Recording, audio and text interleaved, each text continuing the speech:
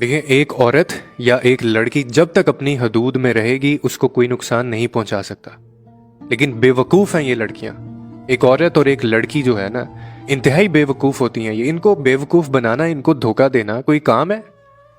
कोई मुश्किल काम है ये? 2 मिनट का काम है ये इनको धोखा देना, और इनको ये बात समझ नहीं आती। और मैं हैरान होता हूं एक चीज़ के ऊपर कि आजकल के दौर में, यानी आप बच्ची हैं 2-4 साल की, आपको समझ नहीं आती, आपको ये जो बढ़ते हुए ज्यादती के केसेस है ये आपको दिखाई नहीं देते। कचरे के ढेर के अंदर पड़ी लाशें आपको नजर नहीं आती। अपनी तस्वीर शेयर करना, अपनी चैट्स शेयर करना, किसी से मिलने चले जाना, किसी से होटल में मिलने चले जाना, बड़ी सख्त बात है, सॉरी मैं आपको करने लगा हूं। बंद कमरों के अंदर ना ये मोहब्बत के अफसाने नहीं लिखे जाते, और ना ही वहां पे कोई दीनी तालीम सिखाई जाती है। सोशल मीडिया सारा दिन इस्तेमाल करती हैं, लेकिन इनको ये बात समझ नहीं आती कि जो जिससे ये बात कर रही हैं या जिससे ये मिलने जा रही हैं वो कल को इनको जलील करके रख देगा। और फिर ये कहते हैं हमारे माँ बाप नहीं माने। आपको क्या लगता है कि ये जो माँ बाप होते हैं इनसे कोई इनका पर्सनल ग्रज होता है कि ये इनके पसंद के बंदे से शादी नहीं करने देना चाहते? ऐसा नहीं है। आजकल के हालात के मुताबिक इनको पता होता है कि हालात कैसा है, दौर कैसा है, ये लोग क्या कुछ कर सकते हैं इनके साथ, लेकिन इन लोगों को समझ नहीं आती।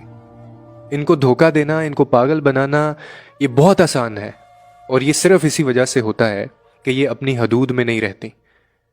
जब तक ये अपनी हदूद में रहेंगी तब तक इनको कोई बंदा नुकसान नहीं पहुंचा सकता। कोई इनके मर्जी के बगैर इनको देख नहीं सकता। लेकिन इससे पहले जो इनके करने के काम है ये वो तो करें।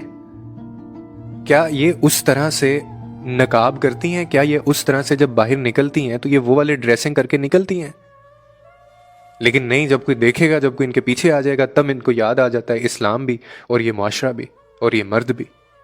मेरे पास एक क्लाइंट आती हैं और वो कहती हैं कि जी मुझे एक लड़का है, बहुत अरसा मैं उसके साथ रिलेशनशिप में रही है, वो मुझे ब्लैकमेल कर रहा है। तो मैंने, अब ये बात तमाम उन लड़कियों के लिए है जो कभी अपनी गलती नहीं मानेंगी, और सॉरी टू से दैट, मैं आपसे माजरत के साथ उन लड़कियों, उन माओ बहनों से। अब मैंने जब उनसे कुछ सवाल किए, मैंने कहा आपने इस सवाल के सिर्फ हाँ या ना में जवाब देने हैं कि आपसे लड़के ने आपका नंबर मांगा, आपने दे दिया। उसके बाद उसने आपको कॉल की, आपने कर ली। उसके बाद उसने आपकी तस्वीर मांगी, आपने अपनी तस्वीर उसको दे दी। उसके बाद फिर वीडियो कॉल्स हुई, और वीडियो कॉल भी आपने कर ली। उसके बाद उसने कहा कि जी मैंने आपसे मिलना है, आप मिलने चली गई। उसके बाद उसने कुछ देखने की ख्वाहिश की, आपने वो भी दिखा दिया। उसने आपको कहा कि जी हम कहीं बाहर मिलते हैं, किसी बाग के अंदर हम मिलते हैं, और बाग में बैठ के उसने आपको सरसब्ज बाग दिखाए, आपने देख लिए। उसके बाद उसने कहा कि मेरे लिए अपने माँ बाप को छोड़ दो, या उनसे बात करो, धुतकार दो अपने माँ बाप को। आपने बिल्कुल ऐसा किया। और जब बात इससे आगे बढ़ गई, और फिर जब वो आपको ब्लैकमेल करने लगा और आपको भी ये समझ आ गई कि ये बात तो किसी और तरफ जा रही है, तब आपको माँ बाप भी याद आ गए, तब आपको मर्द जो है वो घटिया मर्द भी याद आ गया, और तब आप ये भी आके कह रही हैं कि जी वो मुझे ब्लैकमेल करता है, मेरा इसमें कोई कसूर नहीं है, वो मेरे पीछे पड़ा हुआ है। यानी सारी चीज़ें जो पहले मैंने डिस्कस की हैं, अगर ये वाली चीज़ पहले पॉइंट इनिशियल लेवल पे अगर ये चीज़ें समझ ली जाएं तो बात यहाँ तक, नौबत यहाँ तक आई ही ना। लेकिन नहीं, यहाँ पे तो सारे मर्द घटिया हैं।